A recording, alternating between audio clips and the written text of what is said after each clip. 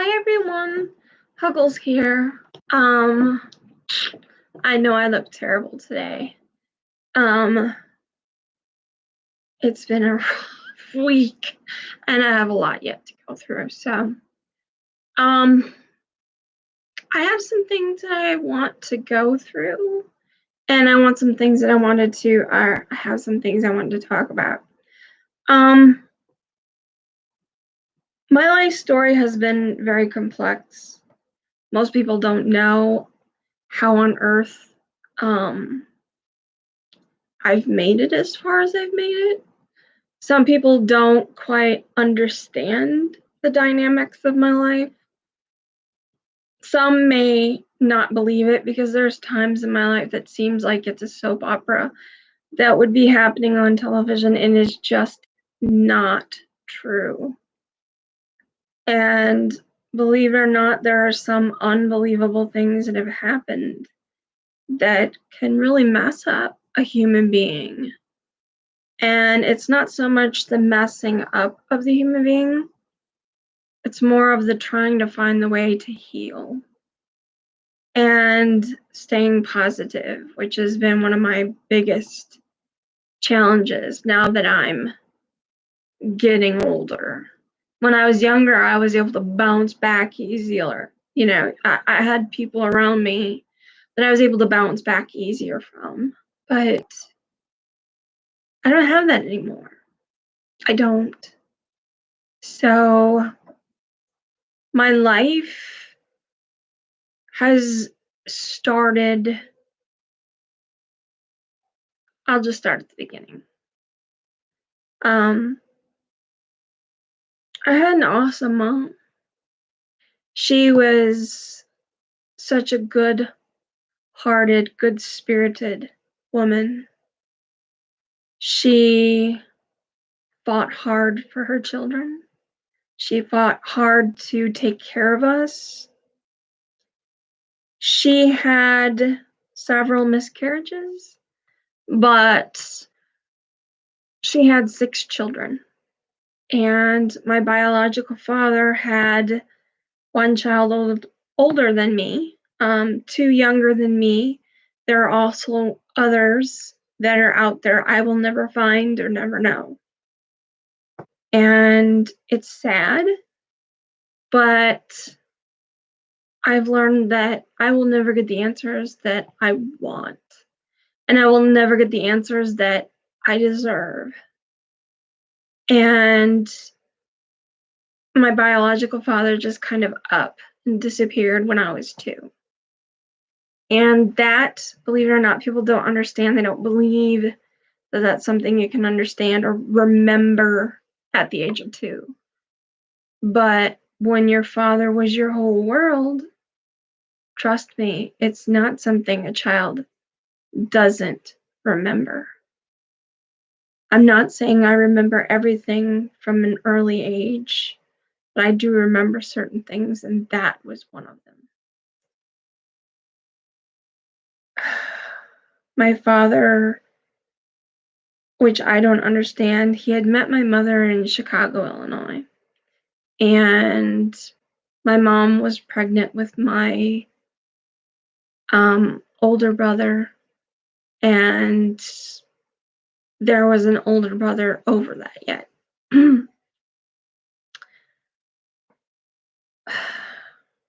He had been with my mom and had found my mom, and they were dating and on their way to marriage when he was not only just coming out of the Vietnam War, he was a Vietnam vet. He was there for almost 10 years. And it was brutal. It was really brutal to look back at it.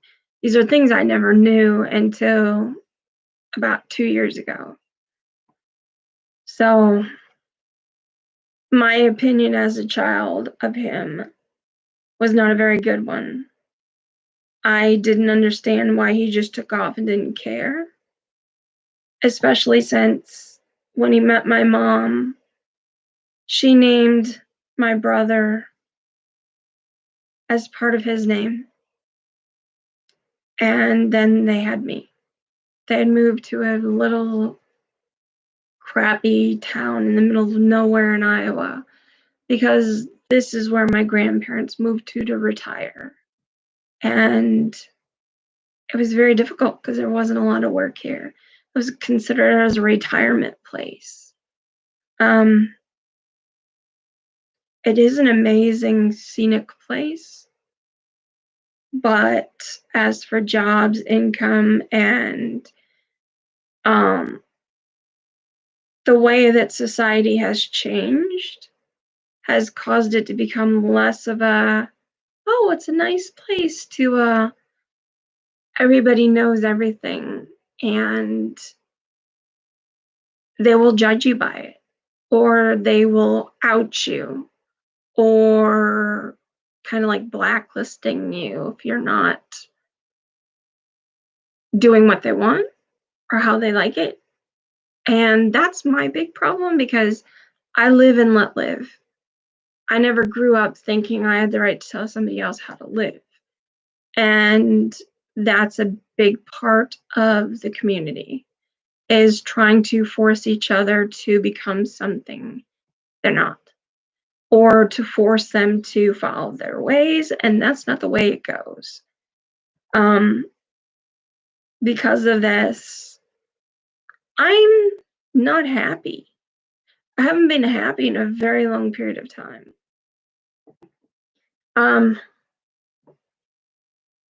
So my biological father adopted my 3 older siblings. The 2 eldest ones were a lot older than I was. My mom had me when she was 40. So I was, age-wise, it was 20 years and 10 years. And it was almost 14 years, I think, even 20 and like almost 14. I was almost the same age as my nephews. I had nieces and nephews older than myself. And this was all the dynamic and confusion. And I can't ask anyone to understand what my mindset was on all of it, because I never really got to know my older siblings.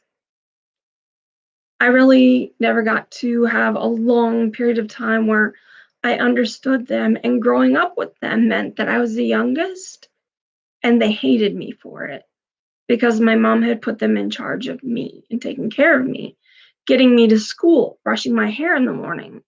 My mom was a single mother, and her eldest husband never gave her any child support. My biological father took off and we couldn't find him. No child support, nothing. So my mom was taking care of us alone, and she was scared. There's times that I look back now and I don't know how on earth she was so strong. I would go looking for her and I would find her sitting somewhere crying and sobbing, hiding. She didn't want us to see her crying. And there was one time I remember crawling in her lap and wiping her tears off her face and holding her and saying, Mama, don't worry, everything's gonna be okay.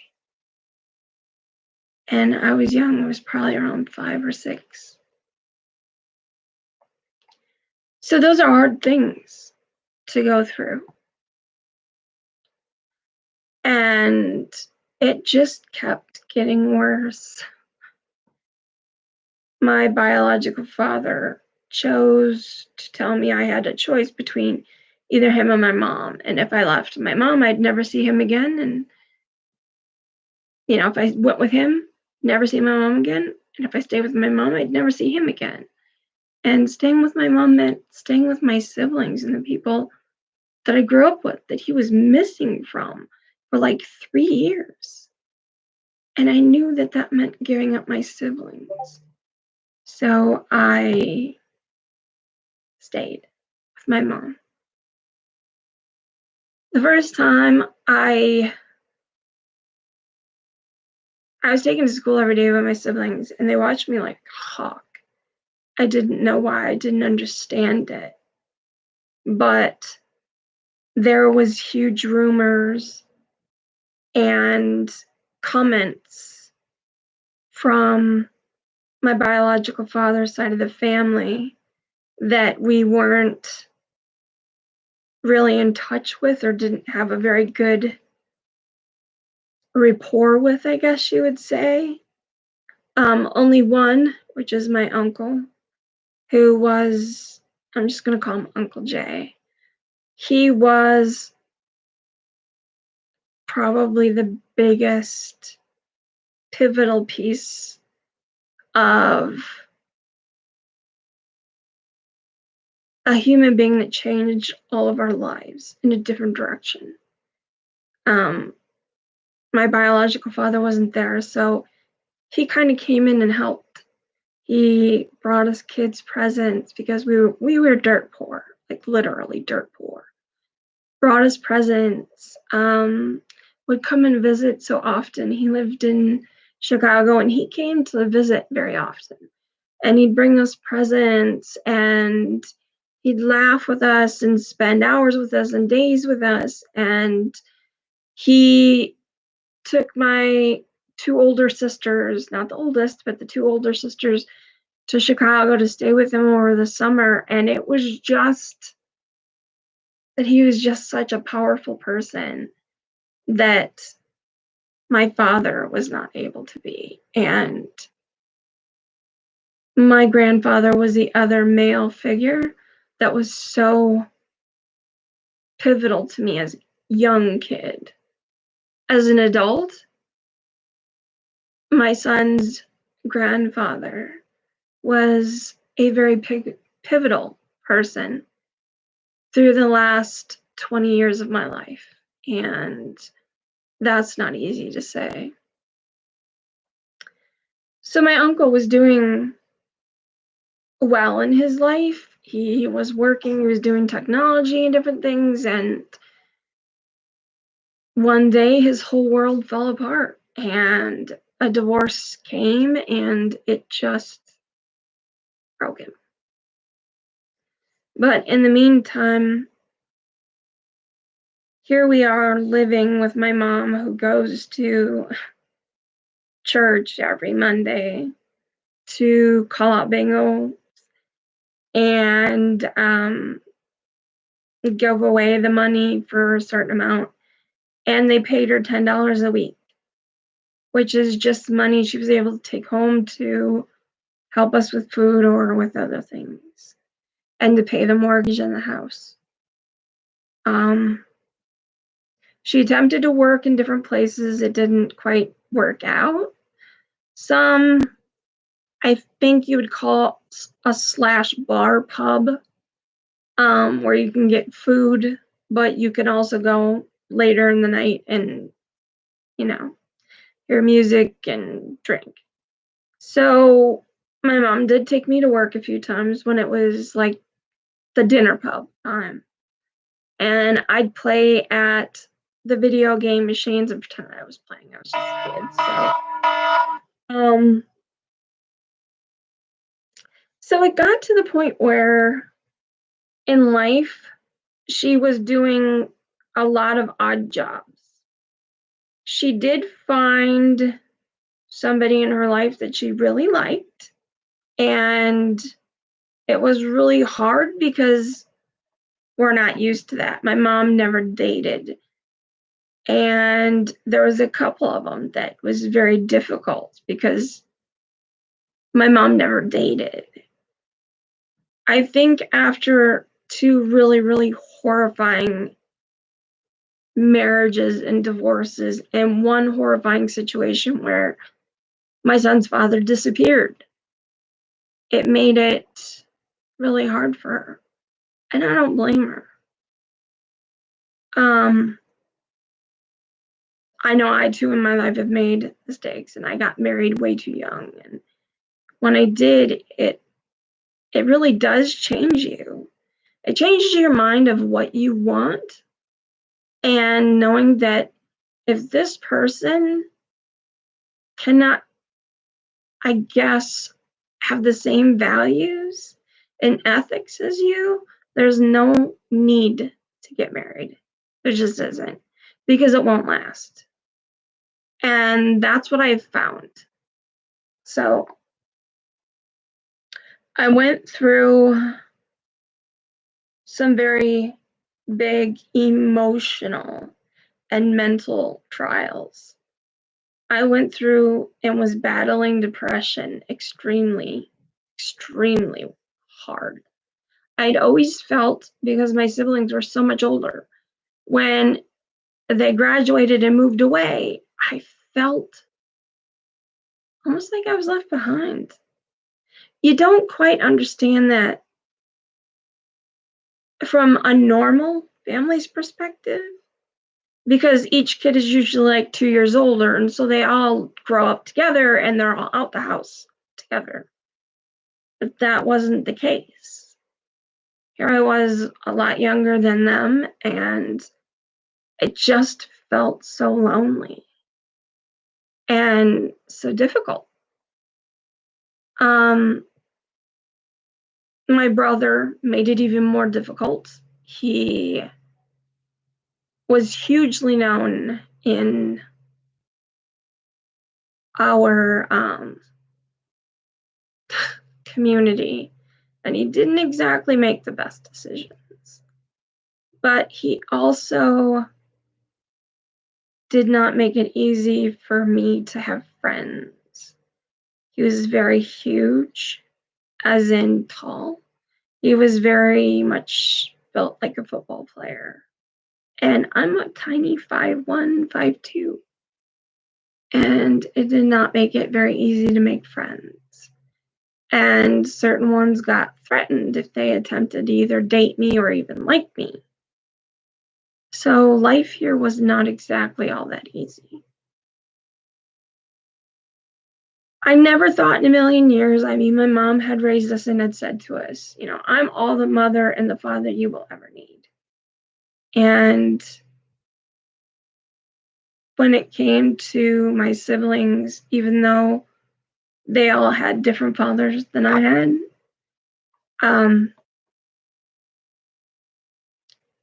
she had said to us, no matter what, you are brothers and sisters, no halves. You are brothers and sisters. You're raised as brothers and sisters. And you treat each other with love and respect. And my mom was so strong. She made sure that she hammered that one home. So when we got older and things didn't go so well, and I found things about my brothers and siblings I wouldn't have believed existed. I wouldn't have believed that that's how it would have changed or turned out. And my heart was broken in a lot of situations because I trust, and I trust too easy. And from that became years of pain. I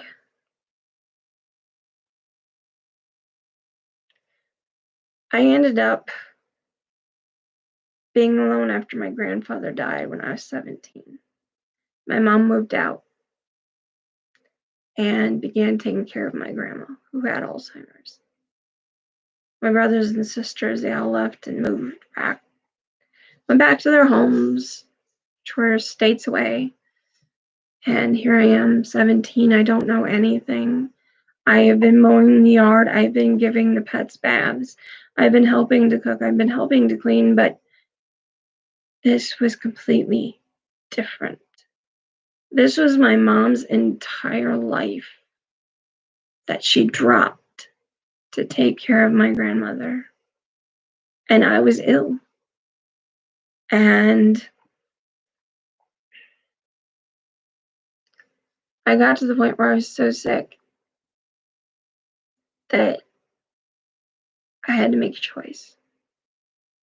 Was I gonna continue to go to school being ill and being threatened by a certain teacher, even though I was an A honor roll student, but threatened by a specific teacher that he was gonna flunk me because he had an attitude problem with me, and we did not get along.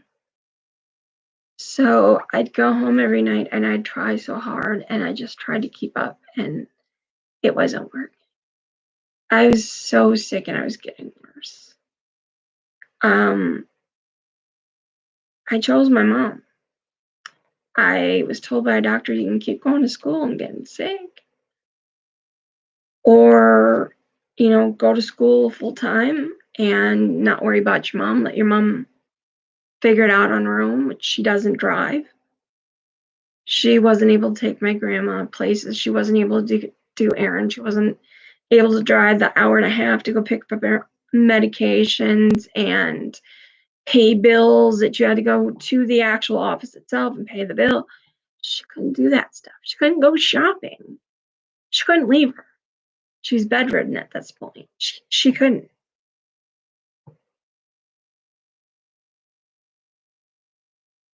So I went home that night. I went to school the next day, and it seems so stupid now, but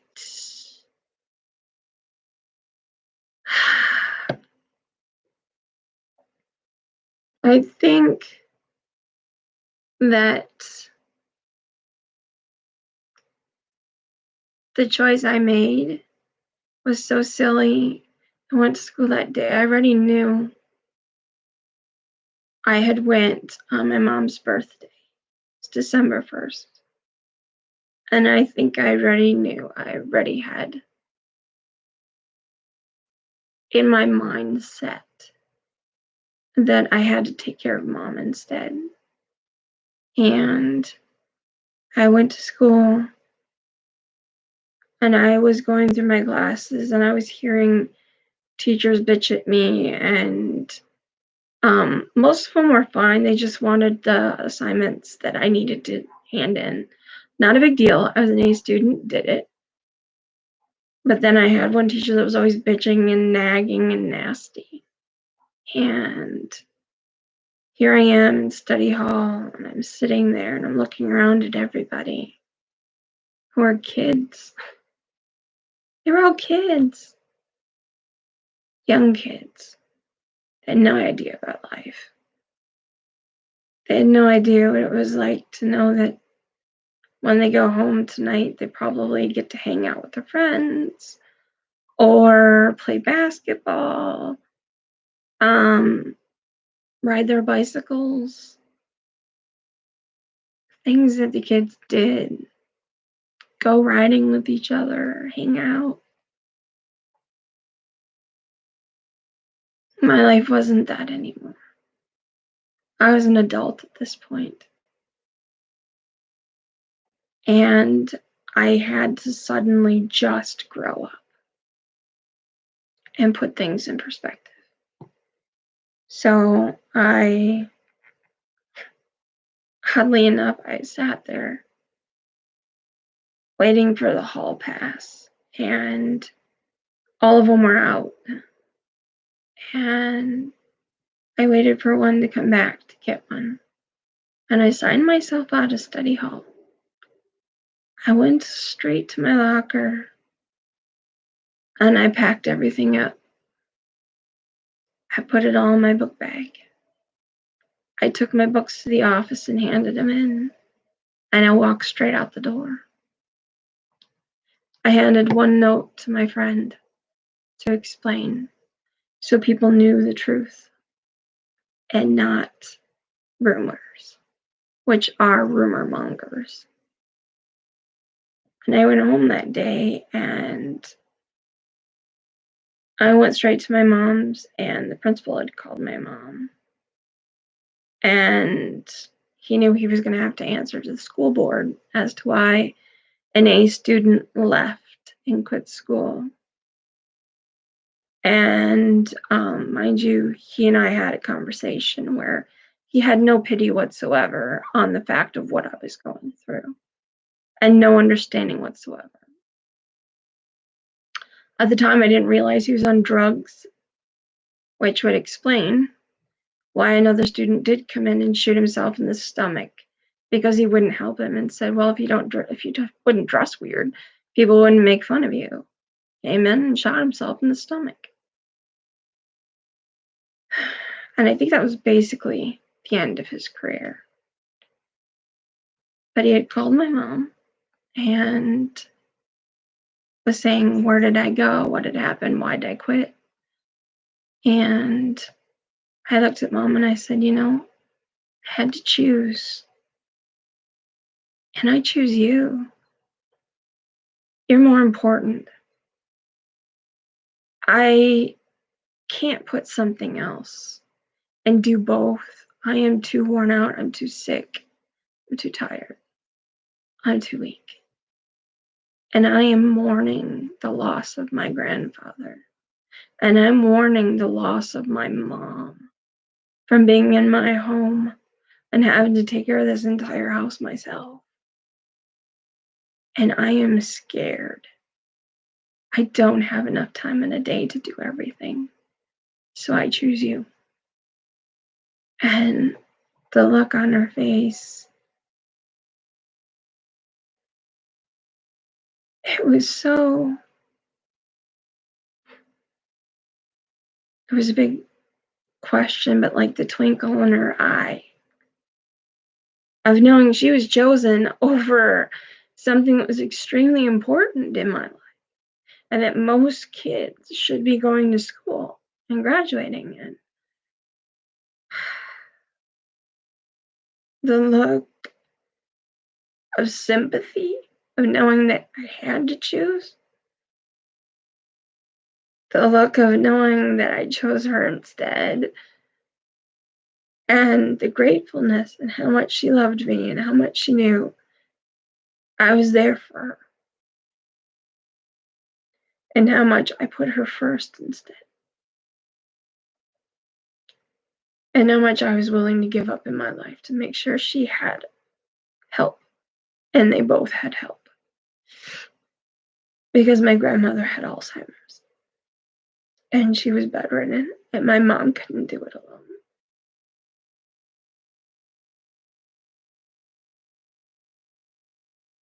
I'm sorry.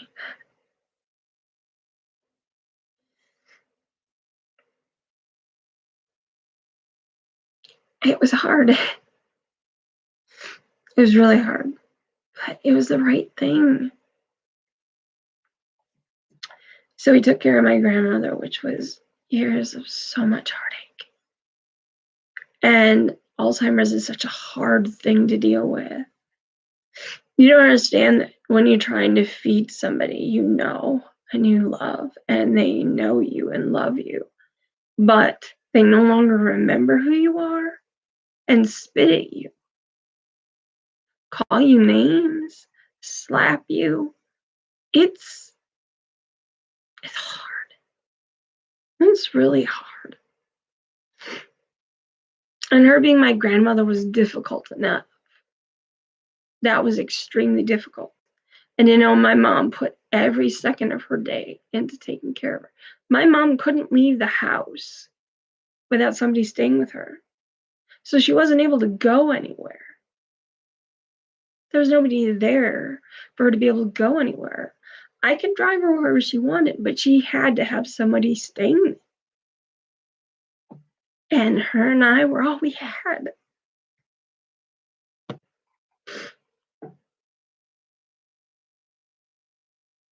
It sucks.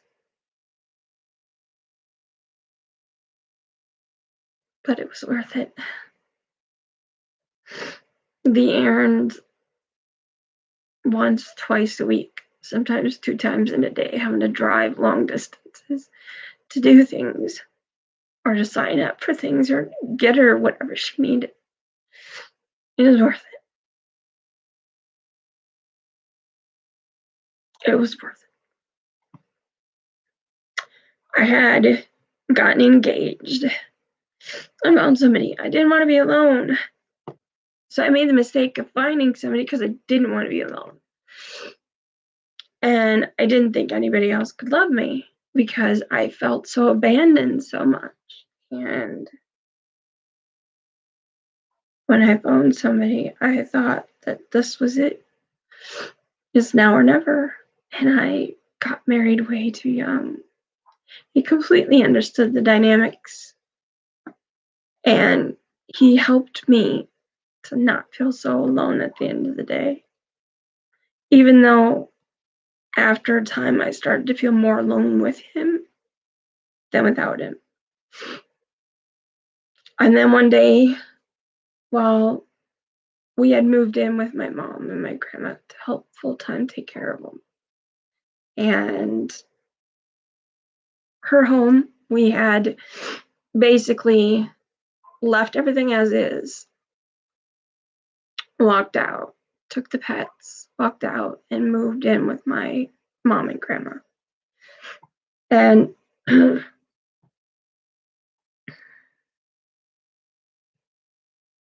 it ended up costing way too much of my life, being with somebody I didn't really like. We are better as friends. We should have never been anything other than friends, but I made a mistake. Got married way too young, and I got divorced shortly after. The entire relationship didn't last more than 4.5 years, 5. And it was really stupid. I should have never, ever ventured into that. He was an alcoholic. He was nice until we got married. Once we got married, he completely changed. He was aggressive, possessive. He thought a piece of paper meant that he could treat me how he wanted. I'd end up with bruises, and my mom would ask what happened. And I'd been in the past where, as a teen, I was raped. As a teen, I was molested. And by people that were either close to me or by someone who was my brother's friend at the time, who lived 2 houses away. And it was easy for them because my mom spent summers in Indiana helping my sisters to give birth to their children. So I was home alone or home with my brother, who was never there. He'd just take off. I have a lot of skeletons in my closet. Things I never want to ever let go, because if I do, it's going to ruin people's lives. And even though it ruined mine, and my belief in people, and my self-awareness or self-love, it really killed it. I didn't want to date anyone. I didn't want to be around anyone. I didn't want to fall in love. And then, after so long, your mind changes because you don't want to be alone. But see, I had made a ton of very big mistakes. I made a ton of really bad choices. And the bad choices I had made were choices that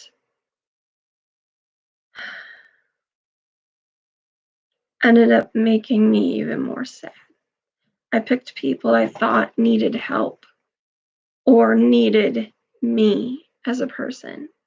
I picked people who I thought I could change for the better, to show them they deserved to be loved and cared about.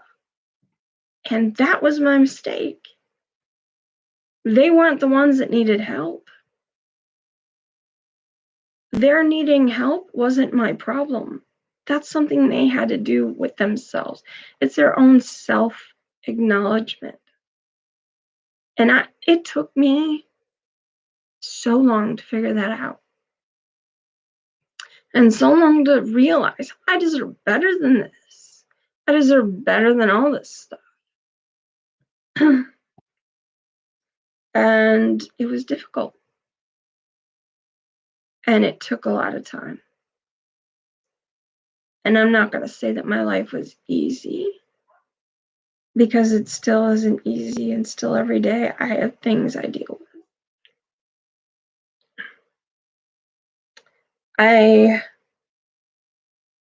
After my grandmother had passed away, my mom started to get Alzheimer's and killed me. I had my son, who I wished I had like 12 kids. I really did. And I didn't care if I had to adopt them as well. But my son's dad lied to me a lot. First, he said he didn't want kids. And then when he found out I was having a baby, it was not good. I've been accused of so many things, of lies. My doctor had told me I was never going to be able to have children. And when I was pregnant, all of a sudden, apparently I'm lying. They had no trust in anybody. A dime was on the counter and it was missing. I'd be screamed and yelled at, be called a thief. I dealt with a lot. I dealt with him lying to me to get me into bed, to keep the relationship going. And here I am 20 years later in a situation where my son's almost 20. I hate it.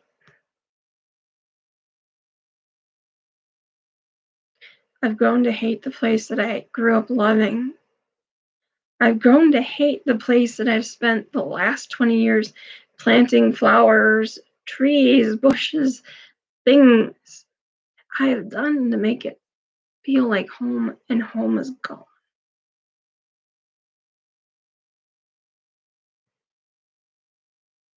When I put so much effort into making him happy, getting him his dinner, putting it on a plate, giving him his plate and his fork.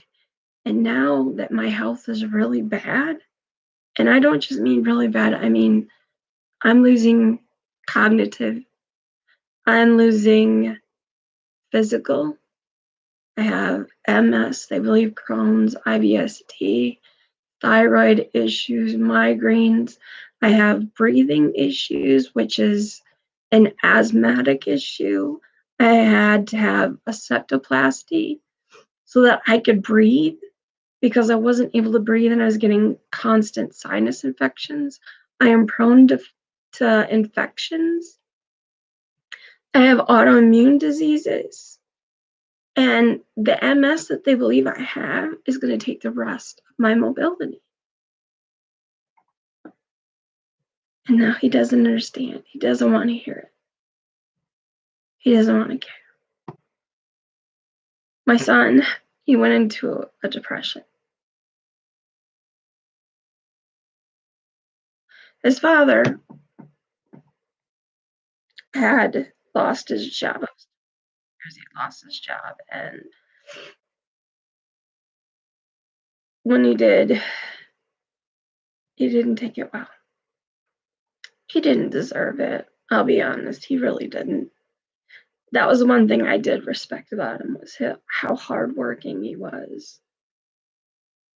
He could be throwing up and he'd still go. He could have his back pulled out, he'd still go.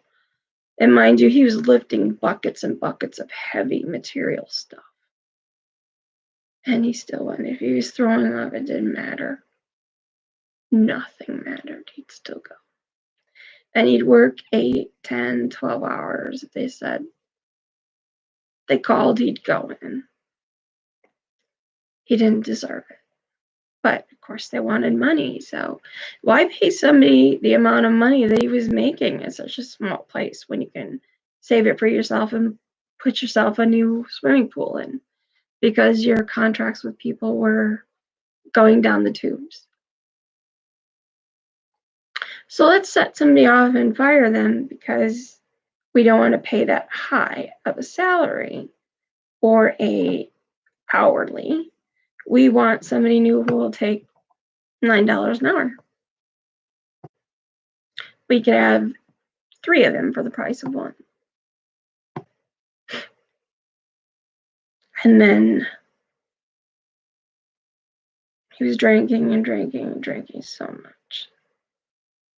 He'd always drank. He always treated me like shit. His family had treated me like shit on so many occasions, and I let it go. I wanted my son to have his father, the one thing I didn't have.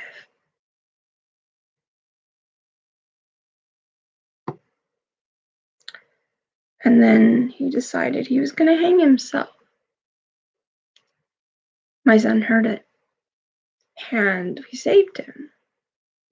But saving someone from committing suicide isn't the same thing as committing it. You see, when somebody commits suicide, and even if they're rescued, they don't know exactly what happened. But for the rest of your life, when you see somebody like that, and you have to save your own father, it's pretty screwed up, pretty screwed in the head. And it's something my son will have to live with the rest of his life. It's something I will have to live with the rest of my life, seeing that.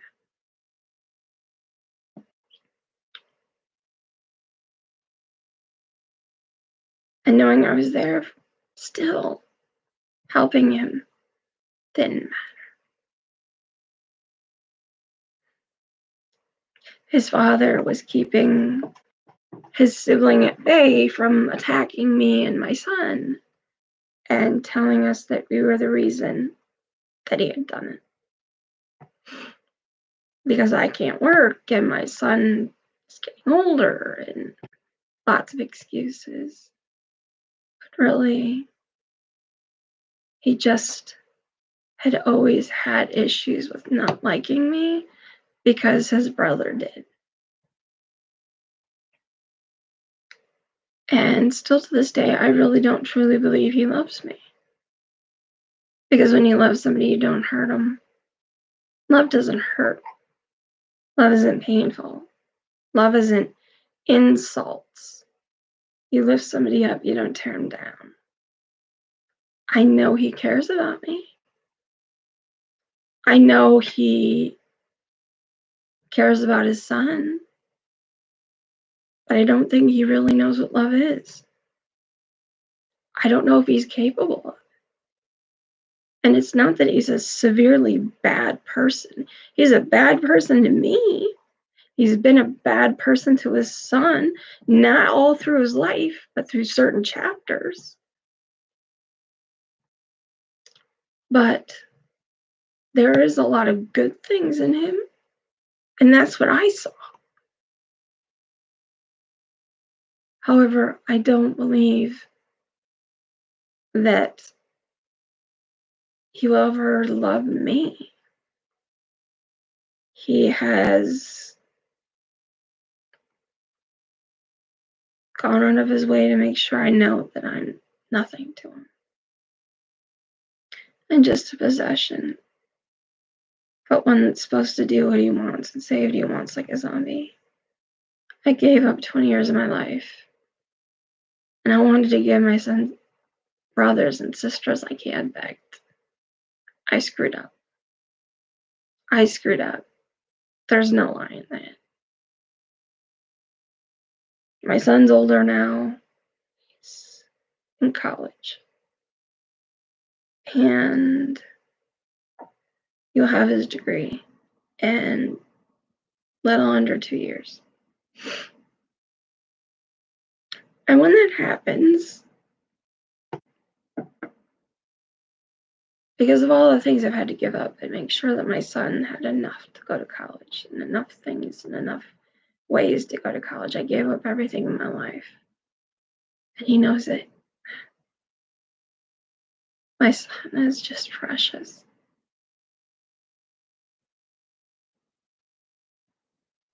He really is.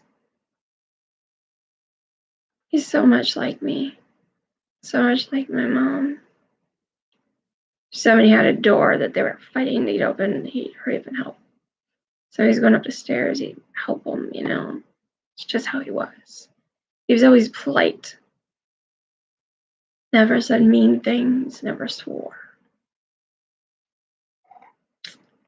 And just a good person, moral, valued, ethical. And now he's finally going to be able to have a life outside of Iowa. And with it, I come and our pets. So for us, it's a duo. We come as two, actually more than two. We come as a family with fluffies as well. But the things I've had to give up and the things I've done, and the fact that everything in this world that I had done in the last 20 years was to make him and his father happy, no matter how much it took from me, including my health, my doctors, my counselors, everybody I've seen has said straight out, my living situations are a big reason why my health isn't going well. And why my depression has not gotten any better.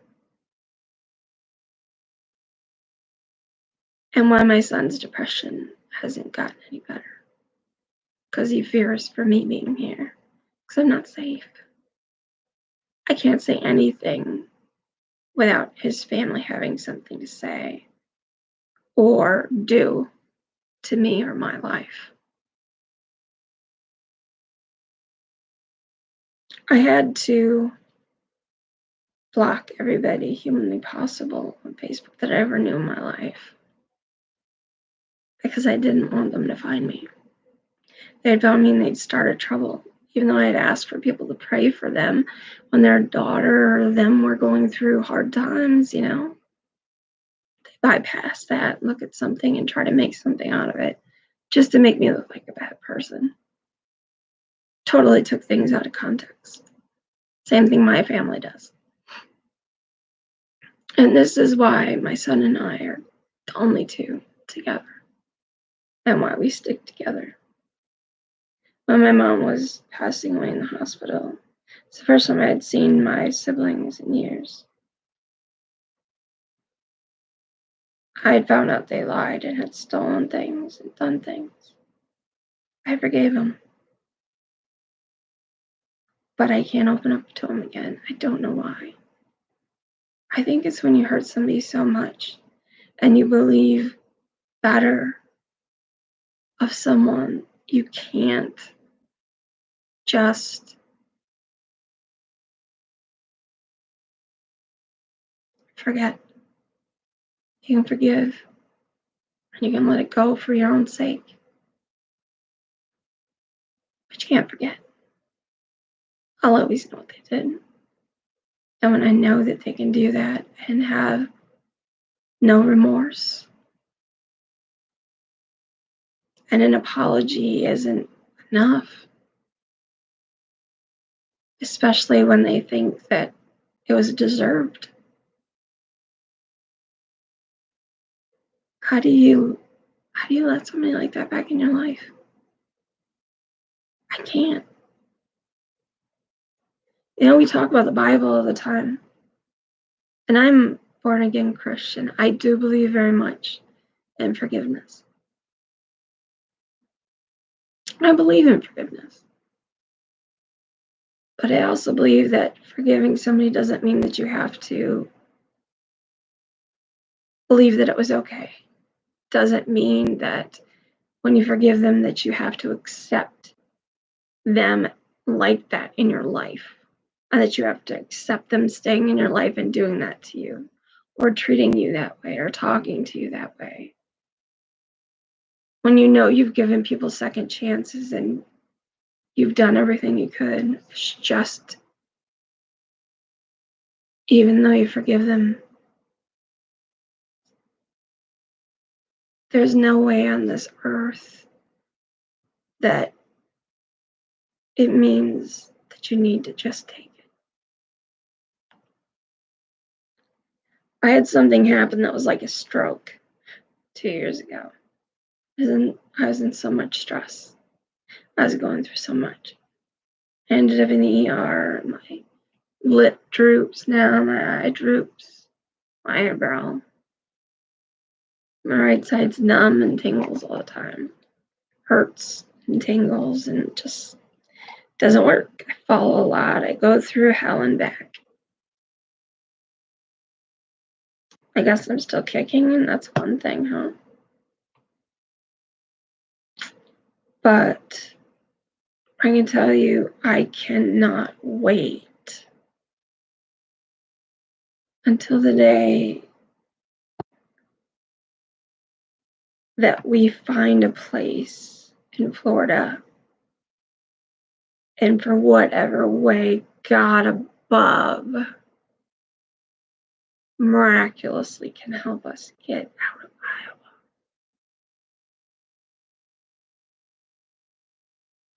and start again without ever having to worry about money, without ever having to worry about the past haunting our lives, where we can forgive everyone but forget it and move forward making better memories,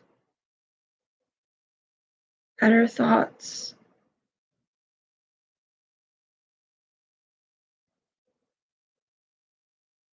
My mom was my best friend. And still to this day, every time I get sick, when I was in the ambulance in January, I don't even remember what happened. The first thing I thought is that I want my mom. My mom had gotten Alzheimer's and passed away. It was hard. How you want to go there and you want to say, Mom, this is what happened to me this week, and I'm really upset. And I don't know, can you say something? Can we talk or something? When you go there, it's her who's upset and crying. She doesn't understand. She doesn't understand things. So it doesn't help you. And then all of a sudden you turn into the defensive one where you have to talk to her, make sure she knows everything is going to be okay. And I can't explain how hard that is to know that this is the only person in your life that you can trust. Because everybody else has hurt you, stole, lied, done such terrible things to you. This is the only person you can trust with all of your secrets, all of your hurts, all of your pains, and will say, I love you, and mean it. And I have to be the one to make her feel better.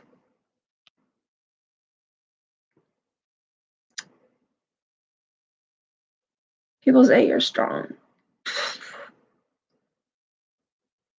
I wish I had half the strength my mom had had. I don't know how she did it. She could not keep a job with all of his kids and take care of us. I don't know how she did it. And I don't know how she went through my brother's issues, my siblings' issues, everybody's issues, including her own. I don't know how she did it. She's the strongest woman I've ever met. And I used to pray that I could be that strong or stronger. I don't know, maybe there's a miracle that God is bringing in my life, you know? I would have never believed, hey, Florida's where we're going, because that's where my son's job's location's going to take him, is Florida. And it's going to start out, we're going to have nothing when we go there. We're going to need to find a way to get a house and to buy a house and to make sure he's close enough to where he needs to go so that me and the pets can all be together while he has to go do his job and comes back. I don't know how we're going to do it. God is good. I know God is good. I just keep praying for a miracle because God is good, and in the end, He does help us find a way. I'm not surprised by the fact that He's sending us to Florida. I never believed it, but I can't stand being in Iowa anymore. I can't stand little towns anymore where everybody knows everything and talks about everything. And the cold in Iowa, I can't take anymore. I can't. I'm getting too old, and my hypothyroidism can't take it. My son's hypothyroidism can't take it either. So I used to dream of tropical beaches and just walking along it and your feet in the water and warm water, just swimming or able to just sit there in the sand. And maybe, just maybe, it'll happen. Maybe the God above will drop some awesome guy in my lap who can take care of us and has no problem. Best buddies with my son, best buddies with my son's wife and his children, whoever they are. Best buddies with me, wants to adopt kids, has kids of his own. I don't care, all of the above, everything above. May he do it. Do I believe it's possible? Absolutely. Will he? I don't know. God has choices of his own. I don't know. I really don't. But I'm hoping that there still is love. And I mean real love. Real love out there for me. Even sometimes I even think, maybe even if we're just buddies the rest of our lives and have companions the rest of our lives. Because I don't know what I'm going to be like, and I don't want to put that on them. But then my mind says, I deserve love. I deserve to be able to go to sleep at night and know there's somebody there with me that wants to snuggle or wants to hold my hand when I'm in the hospital, who wants to hold my hand when I'm walking down the beach. This is what I want. Somebody who wants to go places together, but not at fast as can be paces, because they can't be that fast anymore. I'm too old and too sick to be that fast anymore. And maybe I'll find it. God's good. Maybe I'll find it. Maybe there's some way out there that He'll lead him to me. And I hope so. I'm not dead yet. I'm not 80. My body might feel it sometimes, but I'm not 80. And at my age, I'm still young.